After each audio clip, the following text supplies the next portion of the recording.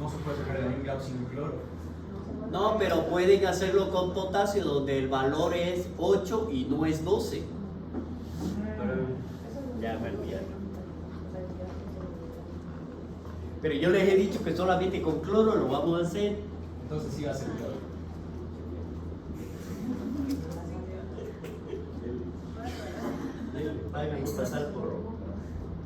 Háganlo pasar por la calle de la amargura.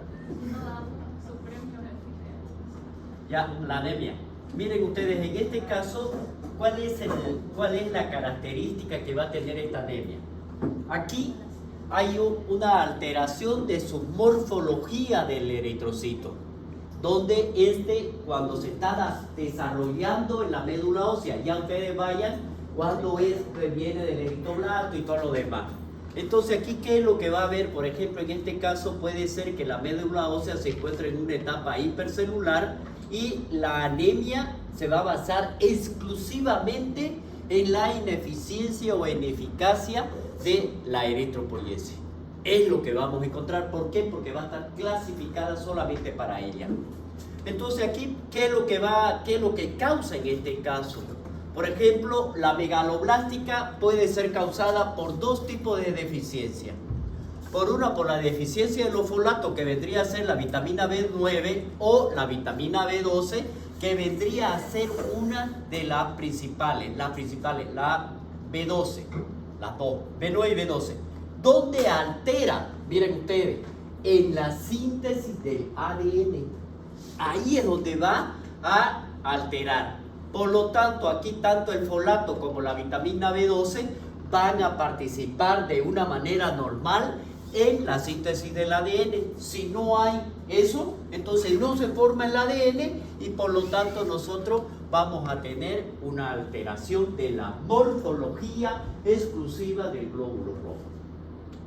Esta deficiencia tanto del folato como de la cobalamina o vitamina B12 va a ocasionar que exista un aumento de la homocisteína. La homocisteína participa en la formación del componente hemo cuando está iniciándose. Por otra parte, miren ustedes, lo que vendría a ser la cobalamina vendría a ser una coenzima principal en la metilcoenzima A, que es la que va a implicar en la oxidación de la mitocondria. La mitocondria es el que le da la energía al glóbulo, sea cualquiera de ellos. Por lo tanto, esa que vendría a ser la carencia de esto mismo, por eso va a incrementar lo que viene a ser un componente principal, que es la metilmalónica. Ese sustrato es el que se necesita principalmente para que ocurra esta síntesis. Esa es la alteración que me va a llevar. Es la morfología especial del glóbulo rojo. Y si hablamos nosotros de la etiopatogenia, por ejemplo, en este caso, si vemos nosotros que lo principal que hemos dicho que es la disminución en la síntesis del ADN o la ineficiencia en la síntesis del ADN, en la velocidad como se va a sintetizar, eso hace de que la multiplicación de la célula no sea con la misma rapidez, sino que lo hace más lenta. Miren ustedes, por lo tanto aquí, ¿qué es lo que va a hacer? Que si bien la morfología en general, el desarrollo del citoplasma de la célula es normal, lo que hace que vaya la alteración es la multiplicación de ello. Por lo tanto aquí se hace mucho más lenta. Y de esa manera entonces va a provocar que estos cambios morfológicos de la célula hacen que sea la característica propia de la anemia megaloblástica.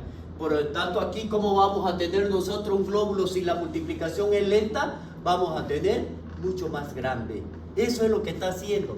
Y la célula sanguínea a nivel de la médula ósea y también a nivel de la sangre periférica.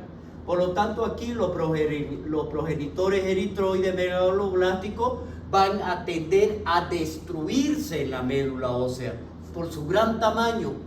De ahí entonces que la celularidad a nivel de la médula ósea puede estar aumentada un poco, pero la producción de los eritrocitos se va a encontrar disminuido. A eso es lo que se conoce con el nombre de la eritropoiesis ineficaz. Eso es lo que vamos a tener nosotros como principal característica. Dentro de esto dice que no solamente va a afectar a la serie roja, sino que también va a implicar a otras más. ¿Por qué? Porque como va a ocupar espacio, va a disminuir la progresión de las otras. Entonces no solamente vamos a tener disminución de los glóbulos rojos, sino disminución de las otras series, ya sea blanca, y por eso nosotros vamos a tener una pancitopenia, que es lo característico de esta anemia. Por lo tanto, si nosotros tenemos en cuenta aquí que además de la anemia megaloblástica vamos a tener otro síndrome, aquí uno de los síndromes en los cuales puede existir es este de aquí, un mielodisplásico o una aplasia, y también pueden ocasionar como en el hipotiroidismo que van a tener acá. Entonces, miren ustedes, ya ustedes se están dando cuenta, ¿no? En un hemograma, vamos a tener glóbulos grandes. Por lo tanto, ¿qué tipo de anemia va a ser? No, macrocítica. Ojo, ya, eso es lo característica. Es una anemia macrocítica. ¿Cuál vendría a ser el mecanismo? Si nosotros vemos aquí, dice, ya lo hablamos en la función, van a existir dos mecanismos. Un mecanismo de una eritropoyesis ineficaz, y el otro que vamos a tener va a ser una muerte de la célula a nivel periférico. ¿Por qué creen ustedes que se va a morir? Más rápidamente se va a producir una hemólisis de los glóbulos rojos. ¿Por qué? Dejen de pensar un ratito en ácido base. ¿Ah? ¿Por qué? Porque el glóbulo rojo es grande y no puede atravesar los capilares pequeños, y ahí va a sufrir el daño de la membrana y por lo tanto la muerte de los mismos. Miren ustedes, la eritropoyesis, este vendría a ser el principal mecanismo. Aquí vamos a ver que hay un aborto intramedular. ¿Por qué? Porque dijimos se destruye la célula y los precursores eritroides van a estar alterados y por lo tanto desaparecen antes de que llegue a madurarse. Y el segundo es la hemólisis. Esta destrucción de los glóbulos rojos se produce como una vez que maduraron y salen a la sangre periférica, pero dijimos que tenían alteraciones morfológicas, ¿no es verdad? Uno que va a ser el tamaño y el otro que es su metabolismo, que va a estar alterado. Es decir, su actividad metabólica va a limitar la misma viabilidad y el tamaño de la misma. Entonces la vamos a clasificar. La vitamina por déficit, vitamina B12, por ejemplo, carencias nutricionales, por mala absorción, y ahí pueden ponerle todas las que quieran ustedes. Todas las que hemos visto en las alteraciones que van a existir en el tubo digestivo.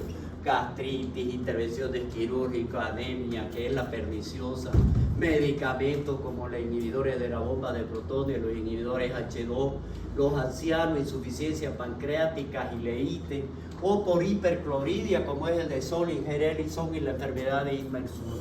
En este caso, que es congénita, y la competencia con la vitamina B12, que vendrían a ser lo principal, y los otros, la hemodiálisis, que es lo que ocurre, la destrucción de ella. Ese es por uno, por déficit de vitamina B12, y la otra es por déficit del ácido fólico.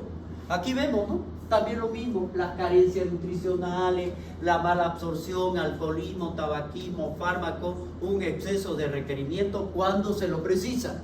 ¿Cuándo sería un exceso de requerimiento? La mujer embarazada, ¿ya? Durante la menstruación, que también ocurre lo mismo, el embarazo, ¿no? Los hallazgos en sangre periférica y la médula ósea, miren lo que vamos a tener, lo que estábamos hablando, la sangre periférica, que dijimos que estaba, el volumen corpuscular medio puede estar aumentado o puede ser normal, y vamos a tener la concentración de la hemoglobina corpuscular media va a estar aumentada. Por lo tanto, ¿qué tipo de anemia será? Una anemia macrocítica hipercrómica, ¿ya? Pues la forma es ovalada, por lo tanto se la va a conocer como macroovalocitos, porque es grande, los neutrófilos están hipersegmentados, desaparecen cuando se le hace tratamiento y los reticulocitos pueden estar normales o pueden estar disminuidos.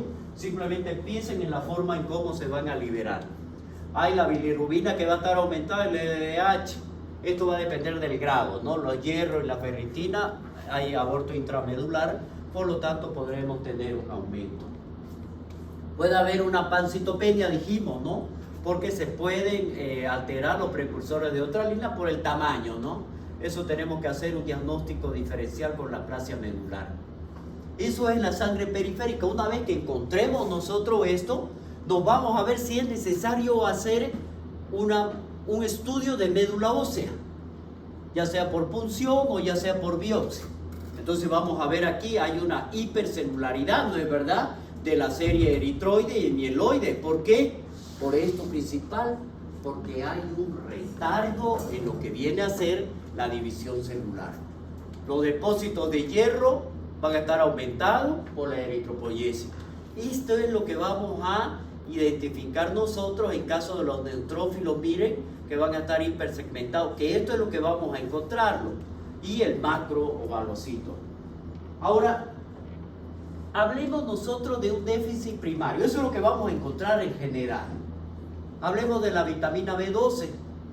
Primero, el metabolismo se hace a través de las proteínas de los alimentos como la carne, pescado, huevo, y se libera por acción del jugo gástrico. Una vez que está libre, existe un factor, que es el factor intrínseco, donde donde habíamos hablado que se sintetizaba en las células parietales gástricas. Entonces, ya pueden imaginarse ustedes qué es lo que va a pasar en caso de que haya una cirugía del estómago. Van a transportarla hasta el hilo terminal, donde se produce la absorción de la vitamina en presencia del calcio y de un pH alcalino. Se almacena en el hígado y dice que su nivel de este almacenamiento en el hígado es tan alto que la reserva puede durar entre 3 a 6 años. Miren ustedes, si se hace el aporte, van a ver ustedes con la vitamina B9 que es totalmente diferente.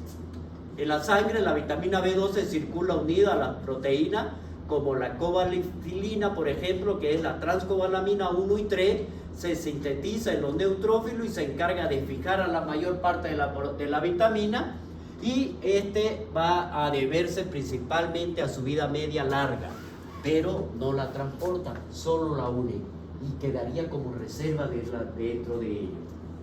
Ahora, la otra son la transcobalamina 2, esta es la 1 y la 3. La 2 es la que sintetiza en la célula del hígado y el macrófago, y la vida media es menor y transporta la mayor parte de la vitamina. Ojo con esto. Tenemos 2 absorbidas en 9 en el hígado y en la médula ósea. Miren la etiología. Dije, disminución en la ingesta, ya por dieta vegetariana estricta, disminución de la absorción, ya sea por deficiencia del factor intrínseco en la gastrectomía, alteraciones intestinales, sobre todo en el hilo terminal como el sprue, bacterias y parásitos que consumen cobalamina y que se lo conoce con el nombre del síndrome de la saciega cuando hay un sobrecrecimiento bacteriano. Y aquí vamos a ver las infecciones por el Bifidobacterium que se encuentra en el pescado, o por deficiencia de los receptores ileales en el factor intrínseco. Este es el síndrome de Imbert-Zoom. La insuficiencia pancreática exócrina, ya sea por déficit y por inactivación de la proteasa pancreática o por fármaco. Los fármacos, miren, aquí es donde nosotros tenemos que tener muy en cuenta la biguanida. ¿Se acuerdan cuando hablamos de la biguanida? ¿En qué era? El tratamiento de la diabetes, ¿no es verdad? O los anti-H2, ¿cuáles serían esos? La ranitidina, lo que viene a ser la famotidina, etc. Alteraciones en la utilización, la inactivación de la vitamina B12, dicen de almacén mediante el óxido nitroso en caso de la anestesia. Esto también hace que se inactive cuando se utiliza el ácido nitroso. Bien, esto nos va a llevar a una característica clínica principal que va a tener. Primero, la médula ósea y el sistema nervioso dice que van a competir por la escasa vitamina que hay. Entonces, lo que no se puede encontrar, dice aquí, por lo que nos podemos encontrar, esperen un ratito, por trastornos neurológicos específicos. Esperen un rato, vamos a poner silencio.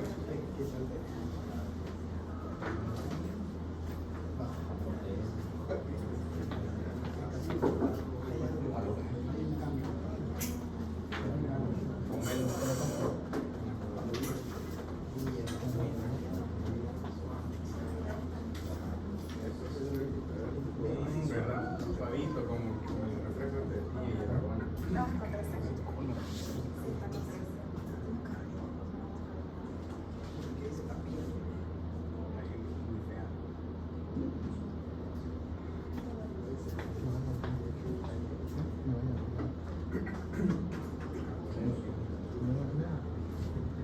Ya, entonces, miren, vamos a tener alteraciones tanto del sistema nervioso como de la médula ósea específicamente. Por lo tanto, ya nos advirtieron, ¿no? Y nos dice que hay que hacer un diagnóstico diferencial con la aplasia medular. Entonces, miren aquí, hay trastornos neurológicos graves con una anemia leve y presentar las manifestaciones como hematológica, por ejemplo, una anemia, una pancitopenia o digestiva, con los cambios megaloblásticos en las células de la mucosa, por ejemplo, por la glositis atrófica, que es inflamación de la mucosa lingual, o si nosotros hablamos en el caso de la depapilación de la lengua, ¿no es verdad? Y la sensibilidad dolorosa. Y eso también, miren ustedes, en la parte neurológica, porque participa en la mielinización. Por lo tanto, aquí vamos a tener alguna patología como la polineuropatía, por ejemplo, que es lo más frecuente, o de tipo degenerativa a nivel de la médula medular, que esto ya nos va a dar aquí alguna característica clínica que son principalmente de tipo dolorosa, o la demencia reversible que aparece en la fase mucho más avanzada. Entonces, siempre en este tipo de pacientes con características clínicas que tengan neurológica o digestiva, vamos a ver, y siempre hay que descartar un déficit de alguna de las vitaminas, como la que hemos visto, en este caso es la vitamina B12. El diagnóstico aquí es la determinación de la B12, principalmente. Aquí vamos a ver los niveles normales, por ejemplo, vamos a tener el aumento de ácido metilmalónico, ¿se acuerdan en qué interviene? Y la homocisteína en el plasma. Entonces, si hay esto, hay un incremento en la eliminación urinaria del ácido metilmalónico, por lo tanto tendríamos que hacer una determinación en la misma. Y por lo tanto también tenemos aumento de lo que es la hemocisteína y del ácido metilmalónico en la sangre. Y esto es lo que va a ocurrir, miren ustedes. ¿Dónde estaría la homocisteína total? En el recién nacido y el diagnóstico, si están incrementados, si están normales. Y si vemos nosotros tanto el ácido metilmalónico como la homocisteína, si una o las dos están incrementadas, entonces no hay vuelta. Tendríamos que pensar qué es lo que está pasando. Pero si una está normal y la otra está incrementada, entonces puede ser que exista un déficit del ácido fólico. Y veamos cuál es. Pero si las dos están normales, no hay vuelta que darle, no es el déficit de la vitamina. Entonces, ¿qué hacemos ante este diagnóstico posible? Primero, tratar la causa. ¿Quién es el que me está dando la anemia? Administramos la vitamina B12, sea intramuscular o oral, dependiendo de la causa, porque si es por una alteración gástrica, no, aunque le den ustedes una tonelada de vitamina, no va a absorberse. No es verdad, porque no hay el factor intrínseco que se sintetiza en las células parietales y que tienen que llevarlo al ilio. O sea, cualquiera de las dos, miren, ya sea a nivel gástrico o a nivel intestinal, del intestino delgado, si tiene alteraciones, no lo den. Denlo por vista. Bueno, aquí ya eso es lo que es. La otra es la anemia perniciosa. En este caso, vamos a hablar que vendría a ser tanto la anemia perniciosa o la enfermedad de Addison, vendría a ser que la causa más frecuente de la mala absorción de la vitamina B12. El efecto aquí es fundamental, ¿no? Hay una atrofia crónica de la mucosa gástrica. Aquí vemos nosotros que puede ser también de origen autoinmunitario. Vamos a ver que si es de origen autoinmunitario, entonces lleva al déficit del factor intrínseco y del ácido clorhídrico. Entonces dijimos que para que ocurra la absorción tiene que estar en un pH alcalino. Claro, puesto que la cobalamina solo se va a unir, mejor dicho, se va a absorber unida al factor intrínseco y se produce una mala absorción, en este caso de la vitamina B12, dando lugar a déficit. Esto es lo que encontramos nosotros. Suele aparecer en los mayores de 60 años, aunque dice que existe una variante entre los 10 y los 20 años de la anemia perniciosa juvenil. Se observa en raza del norte de Europa y afroamericana. Si hablamos de la patogenia, hablábamos nosotros principalmente de quién, de esto, de la producción de anticuerpos o de los autos anticuerpos en las células parietales. Entonces, ¿qué es lo que va a existir? La destrucción de estas células, de las células parietales gástricas, y por lo tanto dice que objetivamente en el suero el 90% de estos pacientes tienen ya un anticuerpo dirigido a ello, que es el IgG, principalmente contra esta célula, y un anticuerpo contra el factor intrínseco en el 90% de los pacientes. Y si hablamos nosotros de ello, se asocia, dice, a otros trastornos autoinmunitarios, es decir, no va a estar sola, sobre todo aquellos pacientes que tienen patología tiroidea. Si yo tengo un déficit de vitamina B12, tengo que pensar en que mi paciente, la mayoría dice, si el 90% tiene deformación por autos anticuerpos, entonces yo tengo que pensar que, en primer lugar, una patología que se asocia, un paciente tiroideo. La anemia perniciosa es un proceso maligno. Miren ustedes, si se asocia a un proceso, por lo tanto es necesario que nosotros le hagamos un seguimiento exclusivo de cerquita, porque podríamos tener a un paciente con cáncer gástrico. Entonces, no es normal tenérselo, ¿no? La característica clínica es de comienzo insidioso, empeora lentamente y como consecuencia de esto vamos a tener acloridia. Se produce con una disminución de la absorción del hierro de los alimentos. Vamos a tener un síndrome anémico que es lento, enervado, se va produciendo en un tiempo. La clínica neurológica puede ser combinada, ¿no?, con una subaguda de la médula o la glositis, con la lengua inflamada. El diagnóstico sería el nivel sérico de la vitamina B12, con disminución del ácido fólico. Se acepta el diagnóstico, se existen anticuerpos o anticélulas parietales en el 80% de los pacientes y un factor intrínseco. Los megaloblastosis en la médula ósea, dijimos que son glóbulos grandes, ¿no es verdad? Normalmente no se realiza este aspirado para el diagnóstico. Pero se hace sí uno que es el test de Chile, que es donde se ve que la absorción está disminuida de la vitamina B12 y lo vamos a corregir eso indicándole un factor intrínseco, le vamos a añadir, corrigiéndole el mismo. Y eso se hace mediante este test, ya en el cual podemos diferenciar entre lo que viene a ser una anemia provocada por mala absorción a nivel del hilio o por la ausencia de este factor. Es decir, si nosotros le administramos el factor intrínseco, mejora el paciente, esa es la causa. Pero si no mejora, está dado por la mala absorción. La determinación de los anticuerpos, o sea que nos va a servir como diagnóstico y al mismo tiempo nos va a servir como tratamiento. El tratamiento, vitamina B12 intramuscular, con independencia del grado de anemia y las alteraciones neurológicas y la gastritis atrófica. No revierten a pesar del tratamiento y debemos realizarlo este tratamiento de por vida. Es aconsejable asociar al ácido fólico. La evolución de la anemia perniciosa se considera, miren esto, una lesión preneoplásica, como por lo que le expliqué anteriormente. por lo que se debe realizar una vigilancia periódica de la mucosa gástrica.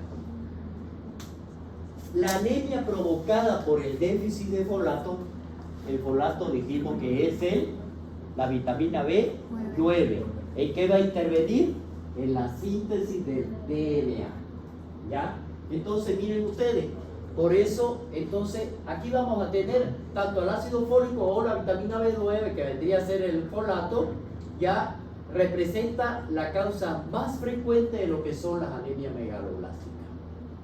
Si hablamos un poquito de lo que es el metabolismo del ácido fólico, si bien se le denomina el pteril monoglutámico, vendría a ser la forma inactiva que primero, para poder ser activado, necesita la acción de una enzima que es el folato reductasa, que eso lo produce el organismo para transformarse en la forma activa.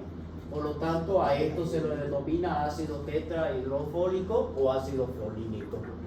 Este ácido, miren ustedes, el ácido fólico aparece no solamente en la carne, en los productos cárnicos, sino que también lo tenemos en la verdura, legumbre, levadura, frutos secos, se absorbe en el yeyuno y se almacena en el hígado.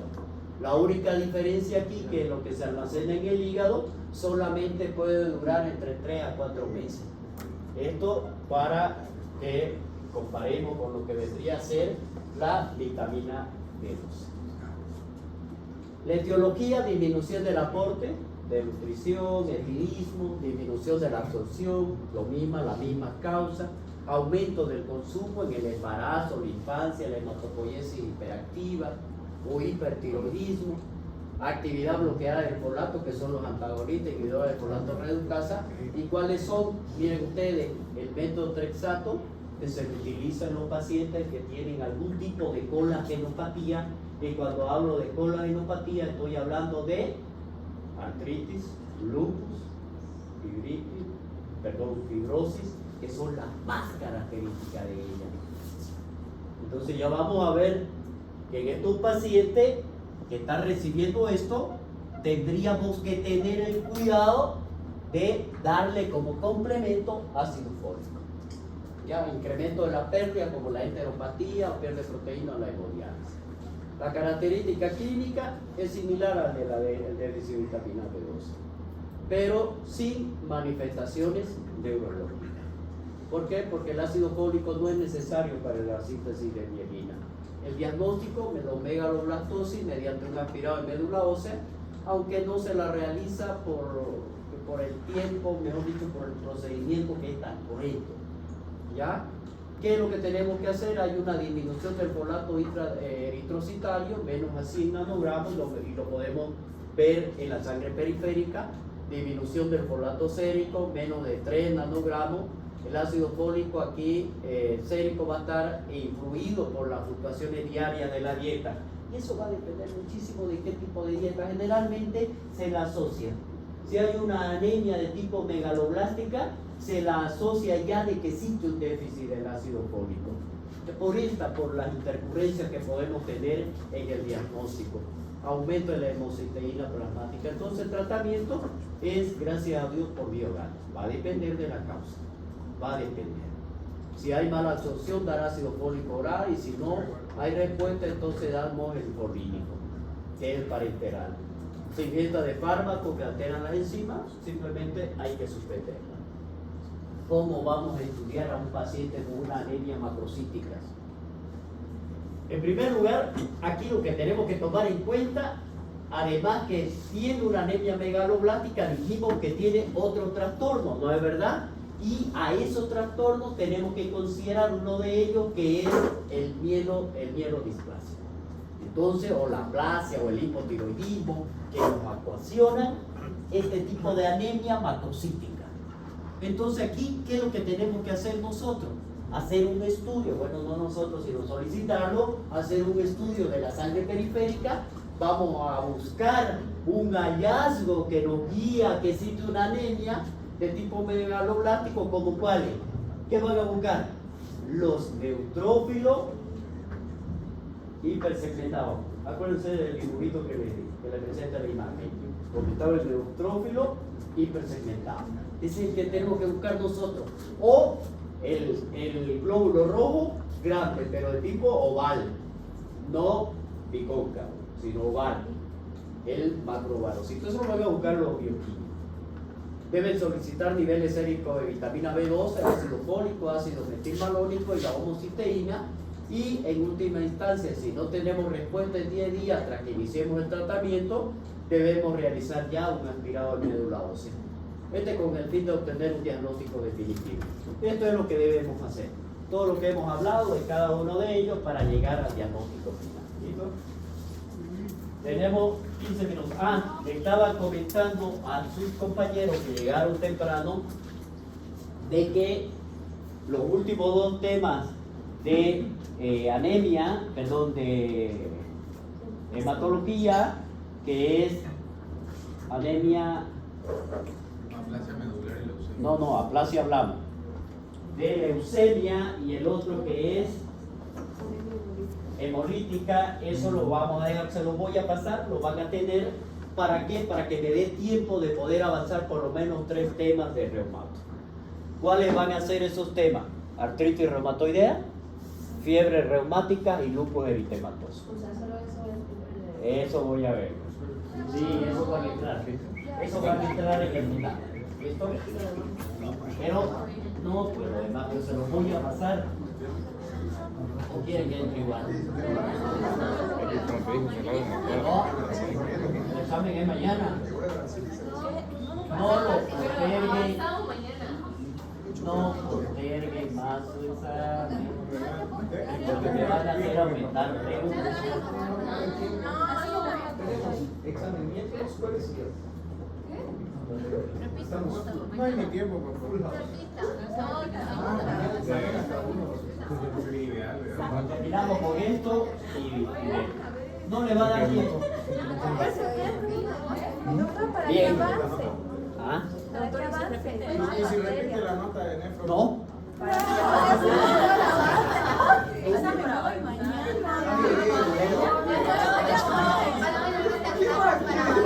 Gordo fresco. Está loco.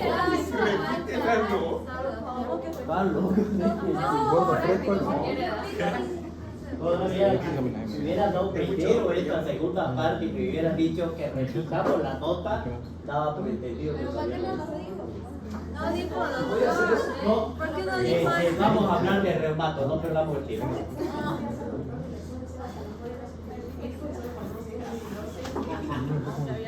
Pero ¿saben qué? Podría hacerlo, pero lo voy a hacer para el próximo año. Le voy a poner aquí en la pantalla y le voy a decir, realicen ese estudio. ¿Sí? Está bien. Hablemos de reumato. El reumato. El reumato existe algo que es característico. Si bien se lo va y la reumatología abarca más de lo que es las enfermedades colagenopáticas, le llaman. Y cuando hablamos de enfermedades colagenopáticas, está prácticamente implicando todos los tejidos, porque en casi todos los tejidos del organismo tenemos colágeno. Y hablamos nosotros y después que nos vamos a dedicar a hablar exclusivamente de lo que es una articulación misma, porque va a afectar a la articulación, sea donde sea, porque la primera alteración que provoca es a nivel del endotelio capilar. Vamos a ver cuáles van a ser esas alteraciones que van a existir, porque la mayoría de ellos son provocadas por altos anticuerpos, es de tipo inmunitaria, porque la causa específica no hay. Miren lo que va a provocar aquí, esta lesión. Aquí nosotros tenemos una sinovial, la estoy haciendo así porque es la forma, porque viene y guía acá totalmente. Aquí tenemos una sinovial y aparte de eso vamos a tener otra cápsula articular y cada uno de estos va a estar irrigado por capilares. Además de eso, principalmente la sinovial. vamos a tener un cartílago que va a unir entre cada uno y se encuentra un espacio sinovial ahí, que es el que le va a dar los movimientos por el líquido sinovial.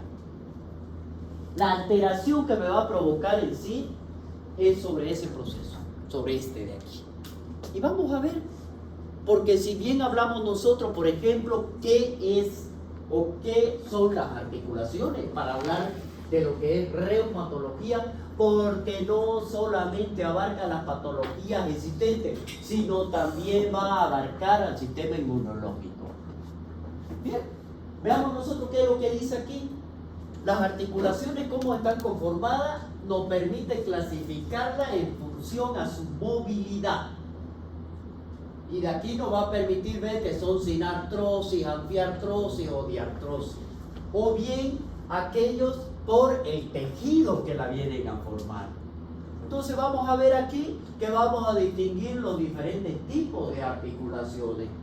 Una fibrosa, porque son inmóviles o sin artrosis, a las cuales van a pertenecer ya. ¿Y cuáles van a ser estas? La que tenemos en la sutura craneana. Eso es uno de los principales. O la sindosmosis, que es la unión tibio-peronea, que no tiene ningún tipo de movimiento, aunque dice que no, pero sí hay algo de movimiento en sí. Por eso se la conoce como la sindosmosis. O la gombosis, que vendría a ser la unión de los dientes con el alveolo.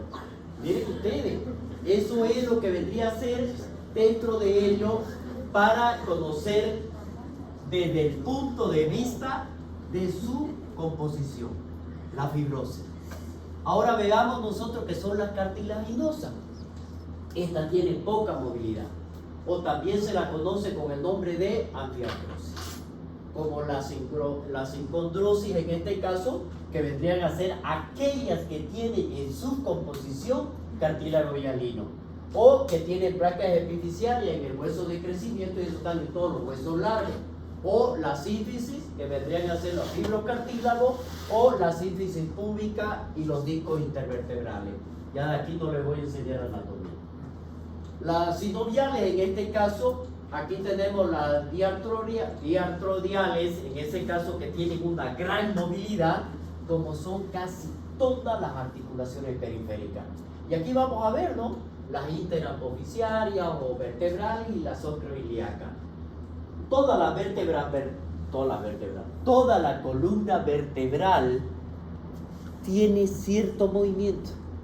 Toda, menos la sacra, excepto el cox, que tiene un movimiento, pero es fijo. Entonces, si ustedes van a ver, cada una de ellas va a tener una característica especial.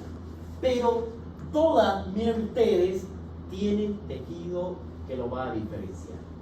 Por eso viene el título. Entonces hablamos nosotros de las articulaciones sinoviales, por ejemplo, aquellas que tienen, de acuerdo a esto, los cartílagos auriculares. En este caso son los que cubren, aquí lo que yo le decía, la superficie ósea.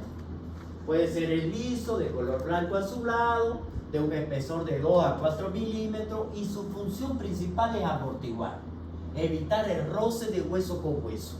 Ese es uno de los principales, y permitir de esta manera el desplazamiento.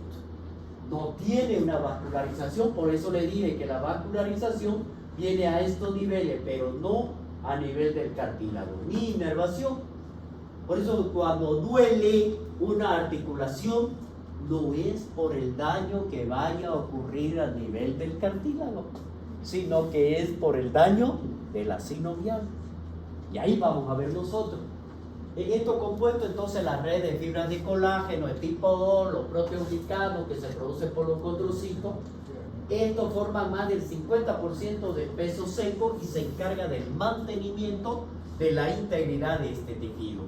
Los proteoglicanos son viscosos hidrófilos, son los que le van a dar el cemento, ¿ya? Y producen la resistencia a la compresión.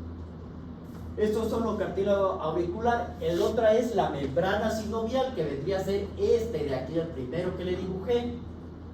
Este es de tejido conjuntivo. Reviste la cara interna, miren ustedes, de la cavidad articular, excepto donde se encuentra el cartílago hialino. Y vamos a ver aquí, esto lo vamos a dividir en dos capas.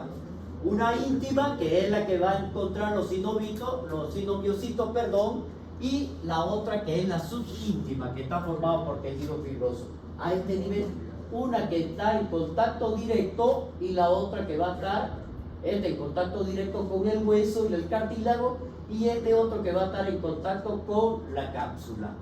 Entonces aquí vamos a ver, ahí es donde se encuentran los vasos linfáticos, ahí es donde se van a encontrar los sistemas nerviosos, los nervios que van a llegar, por eso duele a ese nivel. Interviene de forma activa en el transporte de sustancias desde el plasma sanguíneo a la cavidad articular. Si hablamos nosotros de líquido sinovial, se va a encontrar entre las dos capas que estábamos hablando. En este ya es ultrafiltrado el plasma, y aquí vamos a ver que hay ácido hialurónico que se sintetiza por los sinoviocitos, que es de tipo B, viscoso, transparente, amarillo. Su concentración de electrolitos y glucosa es semejante a la del plasma. Eso es muy importante en el momento de hacer el diagnóstico diferencial si no estamos frente a una artritis séptica. Eso es muy importante que nosotros sepamos cómo es, porque eso me va a alterar, ¿ya? No contiene proteína de alto peso molecular como el fibrinoide, la inmunoglobulina, siendo la mayoría de albúmina. El número de células es de 0 a 200 y el 25% son polimorfos nucleares y el resto es mononuclear.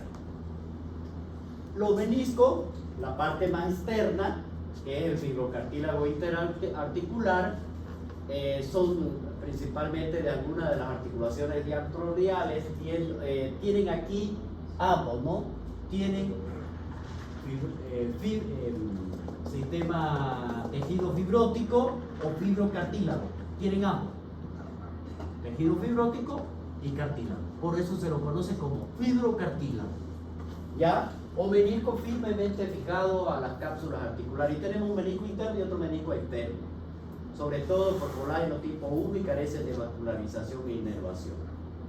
Su función fundamental es dar la estabilidad y soportar la carga y amortiguar el aumento de presión.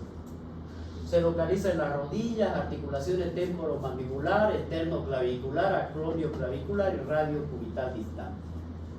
La cápsula articular y ligamento, aquí vemos ustedes que vendría a ser esta de acá, la final, ¿ya? Después van a ver el dibujo ahí. Ambas estructuras van a estar formadas por agua, colágeno tipo 1 y elastina. La función es simplemente dar la estabilidad de la articulación. Y aquí los ligamentos ya tienen estructura llama cilíndrica o aplanada y se insertan en los dos extremos de la articulación. Y aquí y acá. Si nosotros vemos aquí, miren, esto es lo que hemos explicado. Ya en esta imagen, ustedes ven de cada uno de ellos cómo es que estaría constituida una articulación. De los cuerpos vertebrales no hay mucho más que agregarle, solamente que tenemos los anillos fibrosos, miren que son de forma concéntrica, y el cartílago que es el que está viniendo a recubrirlo, y además de eso tiene un núcleo pulposo, que es el que le va a permitir la amortiguación de los mismos. Aquí es donde se van a dar las alteraciones, porque aquí es donde en este tipo de articulación nosotros vamos a ver que existen nervios, ya si bien pueden salir de como son los nervios espinales, ya que es dentro de ellos que nos dan la característica propia, ya hace por ejemplo que sean verdaderas almohadillas y no duele, ya, y una de las funciones principales de esto vendrían a ser la amortiguación del caminar, inclusive del caminar, porque eso hace de que vengan y actúen como amortiguadores. Entonces vamos a ver aquí que los anillos o los discos intervertebrales poseen vascularización solo en los niños, después desaparecen en el adulto. Ya Si vemos nosotros dentro de ella, una de las principales patologías que vamos a tener, y vamos a tener muchas, que vayan a ir a afectar a las articulaciones, pero la artritis reumatoidea es una de las que nosotros lo vamos a ver a diario. Y la afectación, como lo vamos a ver de acuerdo a la epidemiología, ya cómo afecta a la gran parte de nuestra población mundial. Si sabemos nosotros, la artritis vendría a ser una enfermedad inflamatoria autoinmune de evolución crónica, sistémica, porque no solamente afecta a las articulaciones, sino que afecta de una manera general, predominantemente en las articulaciones periféricas. Por eso, lo primero que va a dar lugar es a una inflamación de la sinovial. Ahora imagínense en el cuadrito que le hice de la sinovial. Eso me lleva a una sinovitis. Por supuesto, inflamatoria. Ya de distribución simétrica. Es decir, si me da en este dedo o en las articulaciones pequeñas, también tiene que tener al otro lado. Por eso dicen simétrica. Porque si en un lado, puedo pensar en otras cosas, no necesariamente en una artritis. De distribución simétrica, sin el tratamiento adecuado, produce una destrucción del cartílago, porque va a ir consumiéndolo. Ya hay erosiones óseas, deformidades articulares, y aparecen desde el primer año de evolución. Por su carácter autoinmune, sistémico, entonces vamos a tener otras manifestaciones fuera de las articulaciones. Los nódulos, la aterosclerosis acelerada, enfermedad intersticial pulmonar o vasculitis, se asocia con discapacidad y deterioro de la calidad de vida y aumento de la morbimortalidad. Si han visto algún paciente artrítico con una artritis deformante o avanzada, es doloroso solo de verlo, porque le provoca destrucción y malformación de las articulaciones, donde la misma luxación o subluxación lo lleva a la fractura, donde posteriormente es cirugía, porque no se acompaña solamente de un proceso inflamatorio destructivo de esa articulación, sino que también de tipo osteoporótico. Entonces la misma tensión que está haciendo ya le provoca fractura, y eso lleva a la cirugía. Miren ustedes, la artritis afecta alrededor del 1% de la población, puede presentar a cualquier edad, aunque tenemos una relación entre los 40 y los 60 años, predomina en la mujer en una proporción de 3:1 en relación con el varón, y 2 factores de riesgo son identificados. Uno, los antecedentes familiares que nos dejan, y el otro, el tabaquismo. ¿Ya? La etiología, dijimos, es autoinmune, ¿no es verdad? Por lo tanto, resulta de la acción de un antígeno en un individuo que tiene una base genética con factores predisponentes, y ahí se le asocia al tabaquismo, man. Entonces la naturaleza del factor desencadenante es desconocida, pero se trata aproximadamente de un antígeno exógeno o de un autoantígeno. No se olviden, tiene que tener un factor, porque yo puedo consumir tabaco, por decirle, pero si no tengo mi factor genético, no lo desencadeno. Tengo que tener una base genética para poder desencadenar y formar esos autoanticuerpos y que vayan a destruir la sinovial. Si no hay eso, no hay posibilidad de arte. Si no, la mayoría pues tuviéramos, ¿no es verdad? La base genética es una de las principales. Vemos nosotros, es una predisposición de padecer esta enfermedad. Lo indica la tendencia a la agregación familiar y la asociación definitiva del famoso HLA-DR4. Lo hemos visto en casi la mayoría de las patologías. Se conocen más de 100 genes asociados a la artritis, pero hay una diferenciación o diferencia que destacan 2 alelos del complejo, que son mayores de histocompatibilidad de clase 2RB1, que es la que se la asocia principalmente. Concretamente, los haplotipos DR1 y DR4 que comparten la secuencia de los aminoácidos. Por lo tanto, aquí el HLA interviene en la presentación de los antígenos de los linfocitos T, que son estos frecuentemente las alteraciones del gen.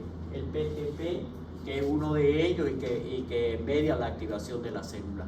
Este es el componente etiológico, es inmunitario y por lo tanto la componente genético es 100%. La respuesta inmunológica ante esto, el antígeno que provoca esta respuesta inmune en el huésped, de la cual se deriva una reacción inflamatoria, lo primero que provoca es una sinovitis y se caracteriza porque hay la activación inmunológica que es de tipo persistente y por lo tanto la acción va a ser persistente y las células que son infiltrantes aquí predominan son los linfocitos T, el CD4 y el CD8, que van a ser los encargados de llevar las interleuquinas, que son los encargados de llevar la información a través de la interleuquina para que vayan a informar. Miren, también infiltran los linfocitos B, que se diferencian en células plasmáticas, que son los productores de los anticuerpos. En este caso, los policlonales. Y los macrófagos, ¿no?, que van a activarse. Las manifestaciones sistémicas, en este caso de la artritis reumatoidea, la vamos a aplicar o se le explica por la liberación de la molécula. Y aquí vamos a ver dónde vendría. Por ejemplo, la interleuquina, la 1, la 6, el factor de necrosis tumoral alfa, el interferón gamma y los factores inhibidores de la migración de los macrófagos, todo esto hace que vengan y aumenten o vengan e estimulen la liberación de los linfocitos. ¿Ya? Vemos aquí cuál va a ser, en base a estos tres, cuáles van a ser la reacción inflamatoria que vamos a tener. Polimorfos nucleares atraviesan el endotelio, que fue el que les manifesté acá, migran hacia el tejido sinovial, fagocitan los complejos inmunes y liberan las enzimas lisosómicas. Y de esa manera hace que la respuesta inflamatoria continúe. Entonces la inflamación, que son desencadenadas, lleva a que este medio sinovial, es decir, a este nivel, actúe otro proceso en el cual hace que perdure la inflamación en el tiempo. Y vamos a ver cuáles son. El sistema de complemento, de cignina, de coagulación y la fibrinolisis.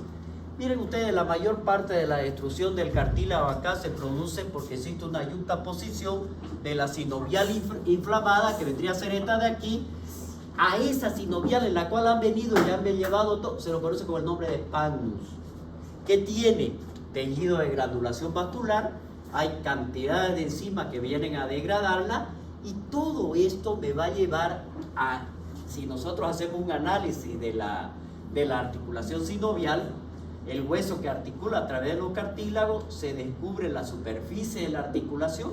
¿Por qué? Porque ha provocado una destrucción del mismo y si bien eso viene a ser para que evite la fricción que existe excesiva del líquido sinovial, vamos a ver todo este contenido que tienen en la cápsula articular, que se descubre en la articulación misma, para protegerla, viene y hace que se active otro tipo de sinoviocitos que son los tipo A. Estas vienen que son de tipo fagocítica y los B que son los que secretan esto, el líquido sinovial. Por lo tanto, si hay un proceso inflamatorio a este nivel, no se va a producir ninguna de las dos funciones. Entonces, no hay líquido sinovial, ni tampoco vamos a tener nosotros las células fagocíticas para que se fagocite, valga la redundancia, esta célula maligna. El cartílago articular, como dijimos, que está formado por agua, viene y constituye el eje proteico principalmente para generar la activación a este nivel de los sinovicitos, que son los encargados de la producción de esta función. Si esto no existe, miren ustedes, va a llegar a otro tipo de células que son los condrocitos. Aquí estos se adaptan, dice, a un bajo consumo del oxígeno por las condiciones del cartílago. No ve que no tiene llegada, o sea, no está la llegada de sangre específica directamente en el cartílago, sino que por eso la llegada del oxígeno es menor, no tiene esa irrigación propia, no tiene irrigación propia, por lo tanto el oxígeno no le llega en cantidad, le llega en mínima cantidad, por eso es que se adapta, ¿ya? Y de esa manera entonces la presión del oxígeno es baja, cerca del 1%. Por eso la energía que se necesita para que se activen esto tiene que provenir de la glucosa. ¿Qué es lo que vamos a encontrar? Lesiones microvasculares, hay aumento de las células del revestimiento, la sinovial reumatoidea en este caso va engrosándose y forma las vellosidades que hacen relieves articulares. Hay hipertrofia vellosa de la sinovial, que después lo voy a mostrar en las imágenes. Tejido sinovial en este caso se adhiere al borde del cartílago y se forma lo que conocemos nosotros con el nombre de palmos. Esto va progresivamente, esto va avanzando y va destruyendo a la articulación, y los cambios de estos, que son precoces prácticamente, empiezan a realizar ya interacciones con la cápsula misma. Y a esto, miren, una vez que ha llegado este proceso, como ha provocado la destrucción, aquí vienen lo que nosotros conocemos con el nombre de los fibroblastos. Llegan y depositan fibrina y por lo tanto esto se fibrosa y hace una fibrosis aquí. Eso mismo que como ha llevado a esta destrucción después posteriormente de toda la epífisis, el segmento óseo pierde esa alineación, se produce la desviación de las ilustraciones de los huesos y vamos a tener nosotros una forma destructiva. Deforma lo que viene a ser y afectan a las articulaciones, pero son más frecuentes en las articulaciones de las manos y los pies, por eso es que lo vamos a ver de esta manera. Ya. Si nosotros vemos aquí, pueden destruir los huesos subcondrales, osteofitos en los bordes, como son las artrosis secundarias. Puede ser de ver al nivel de la sinovial las vainas tendinosas, que son las que lo van a endurecer y se comportan como si fueran articulaciones propias. Entonces se forman pseudoartrosis a estos niveles, ¿ya? O también me afecta la inserción de los tendones, donde vamos a tener la tenosinovitis. Los tendones aquí se deterioran porque va a avanzar este proceso, va a seguir avanzando y puede llevar a alterar la causa. ¿Cuáles son esas causas?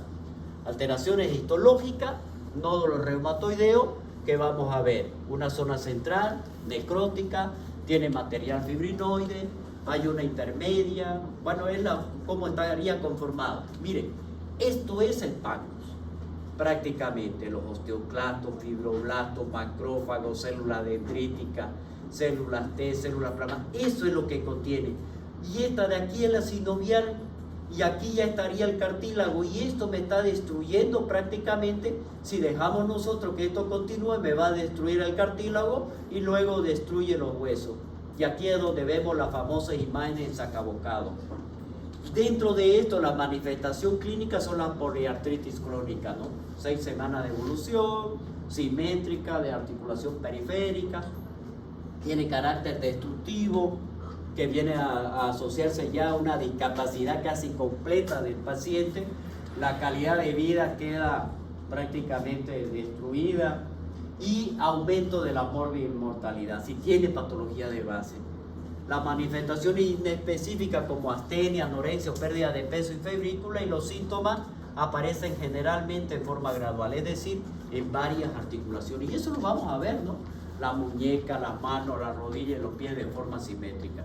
El 25% tienen comienzos diferentes: poliartritis aguda, monoarticulares o tenosinovitis, es decir, en una articulación. Se trata de poliartritis crónica, simétrica, aditiva, es decir, se van sumando cada vez una más, ya erosiva, deformante y anquilosante. Esas son las artropatías. Las muñecas se afectan en casi todos los casos: la metacarpofalángica, la metatarsofalángica, la rodilla, y vamos a ver, ¿no?, las articulaciones de varios dedos que se van a ir afectando, y pueden afectarse las articulaciones más pequeñas. En el periodo de comienzo aquí, lo más frecuente es el que van a afectar las articulaciones más pequeñas, pero de forma simultánea en cada uno, y se van sumando la de las manos, de los pies, de las rodillas, ¿ya? Y otros casos empiezan siendo biarticulares y simétricas o monoarticulares. Es decir, no porque no aparezca en uno no va a ser artritis. Puede ser una de las evoluciones, pero lo característico es que sean bilaterales y en las pequeñas articulaciones.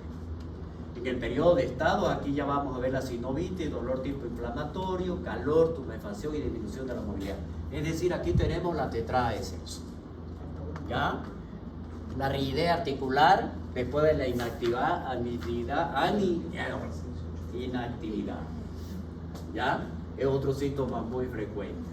Lo característico que es rigidez matutina, sensación de entumecimiento de las manos, que se va a notar al despertarse por la mañana y que puede durar más de 1 hora. Es decir, el paciente lo siente como las manos pesadas. Quiere agarrar algo y muchas veces lo escapa. ¿Ya? Y eso dura 1 hora. Es la rigidez matutina. Cada algunos meses evoluciona ya la atrofia de los músculos, de las articulaciones pequeñas, principalmente donde estén afectadas. La clínica de la sinovitis es el dolor tipo inflamatorio, tumefacción y disminución. Ya es lo mismo eso acá. Sí. Error. Cuadro clínico, el periodo de secuela, deformidad. Aquí vamos a ver nosotros la articulación, secuencia de la destrucción del cartílago, de los huesos, hiperlasitud, retracción de las formaciones. Y vamos a ver la deformidad más características son desviación cubital de los dedos, la hiperextensión de las interfalángicas proximales, flexión de las interfalángicas proximal y el primer dedo que lo da la interfalángica. Vamos a ver aquí diferentes tipos de dedos, ¿no? Pulgar en Z, en cuello de cisne, la contactar o de ojal, que es lo que vemos aquí, miren ustedes, de cada una de las características. Miren, esto es doloroso, solamente de ver de esta manera. Es tremendo, ¿ya? Miren, esto de aquí, ya si nosotros vemos el periodo de secuela, la muñeca tiene que colocarse en flexión, los quistes de Baker, hundimiento del antepié y ensanchamiento del metatarso, dedo de martillo. Estas son las características, no son específicos. En este caso el quiste de Baker, que es la prominencia que está en la cara posterior de la rodilla en este lado, ya que precisa la cavidad articular de la rodilla. Generalmente es algo que se lo debe buscar y pensar en ello. Aquí nosotros vamos a tener la columna cervical, las subluxaciones que son antroazoidea, que es una de las principales, en las cuales da la flexión así al paciente, caminar así, imposible que llegue a extender, ¿ya? O vamos a ver en las articulaciones extraarticulares, son los nódulos reumatoideos externos, ¿ya? Esta es una de las manifestaciones clínicas, no duele, muchas veces no son movibles, ¿ya? Y no operables. ¿Por qué? Porque son alteraciones colagenopáticas, no se pueden operar, ¿ya? Generalmente los codos aparecen. Las manifestaciones pleuropulmonales, podemos tener enfermedades pulmonares intersticiales, pleuritis, bronquiolitis, nódulos pulmonares, hipertensión pulmonar que me va a dar por la misma alteración de la colágena, ¿ya? Claro, por la composición del tejido conectivo. Claro, no hay dolor ahí sí, ¿no? La vasculitis reumatoidea, alteraciones cardíacas, que vamos a ver aquí que pueden existir hasta bloqueos, ¿no? O la neurológica, que es la que hemos visto, y las oculares, que es el síndrome Sjögren. Esta es la manifestación más frecuente, ¿no? La epiescleritis o la escleromalacia. Esa es la escleromalacia. Ustedes lo ven de esta manera, e inclusive miren hasta dónde afecta. Estas son las manifestaciones osteomusculares, síndrome de Felty, el artritis reumatoidea, la esplenomegalia y la neutropenia. Todo ello se va a asociar a nefropatía hematológica, alteraciones hematológicas, amiloidosis.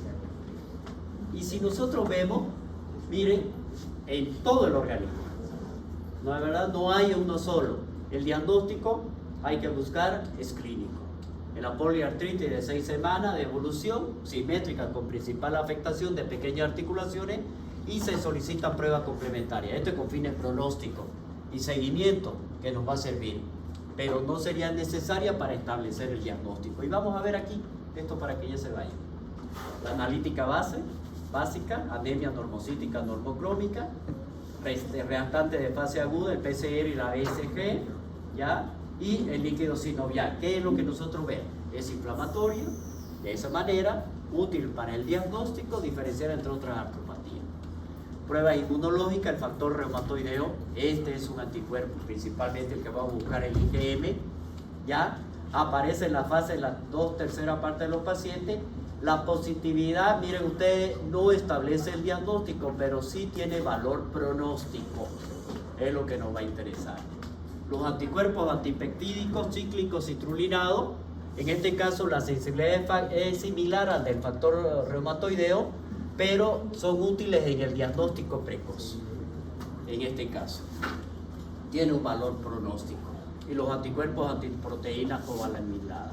En este caso se eleva especificidad, por el momento no están empleados en la práctica clínica. Después son las radiografías. Miren ustedes el sacabocado, que es el que es exclusivo, que se va a formar, y en el diagnóstico que nosotros vemos, en ese caso, cuando ya la enfermedad es más avanzada, podemos identificar esto, la destrucción. Y los otros son la disminución de los espacios. Entonces, en cada uno de ellos, la ecografía articular, la resonancia magnética, nos van a dar las características específicas de una articulación. Generalmente, ¿cómo la vemos? Con la disminución de los espacios. Miren, aquí la formación de los nódulos de cada uno de ellos. Ya, aquí hay nódulos,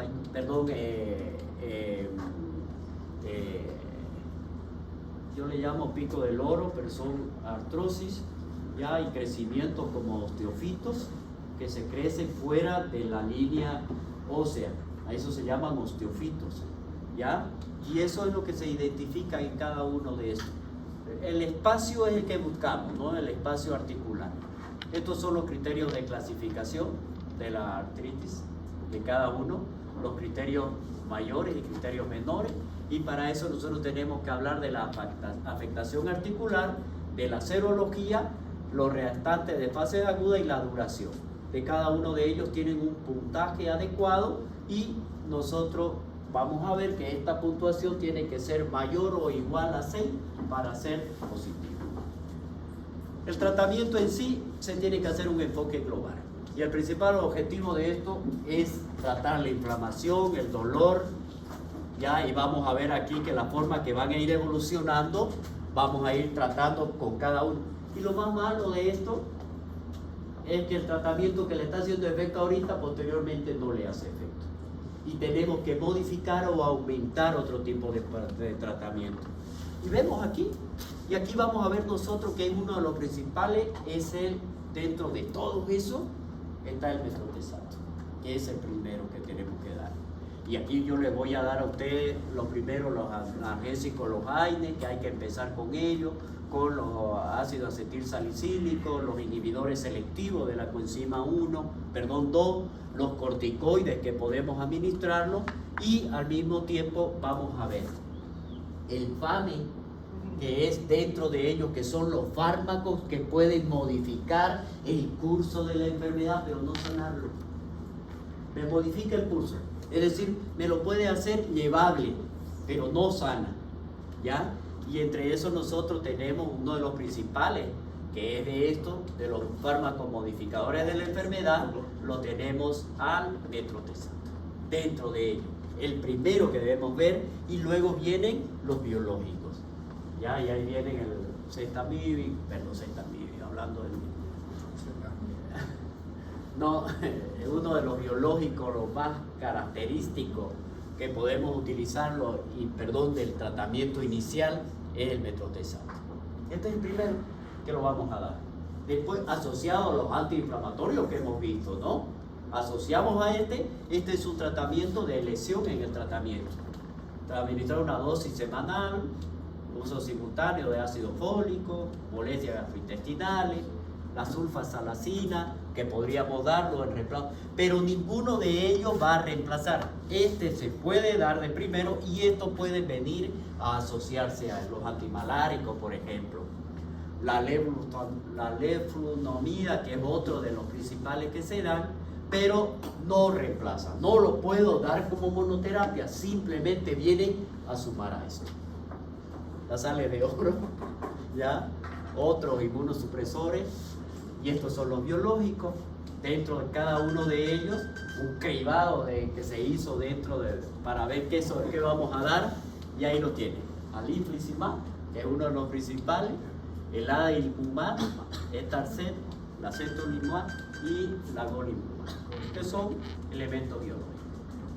Cada uno solamente para que lo conozcan.